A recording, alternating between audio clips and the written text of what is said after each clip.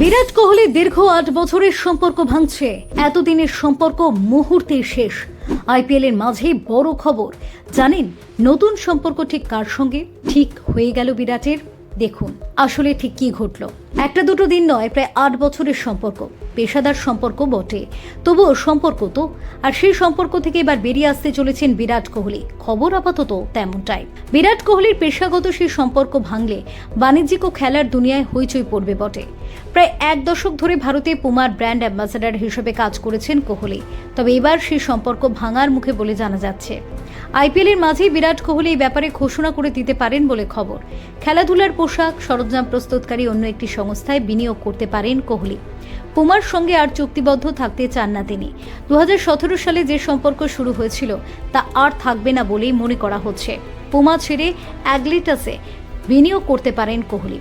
সেই বিনিয়োগের বিনিময়ে কোহলির সংস্থার তৈরি লাইফস্টাইল ব্র্যান্ড 180 এর ব্যবসা বাড়ানো এবং দেশ জুড়ে ছড়িয়ে দেওয়ার দায়িত্ব পড়তে পারে অ্যাগলিটাসের কর্তাদের কাঁধে।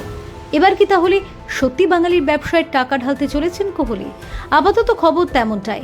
আর চলতি আইপিএল এর মাঝে এই নিয়ে বড় ঘোষণা হয়ে যেতে পারে। বিরাট কোহলির স্ত্রী অনুষ্কার সঙ্গেও এই সংস্থার চুক্তি ছিল। এমনকি কোহলির আইপিএল এর দল আরসিবির কিট স্পন্সর করেছে তারা। অ্যাগলিটাস স্পোর্টসের সঙ্গে শীঘ্রই চুক্তিবদ্ধ হতে পারেন কোহলি।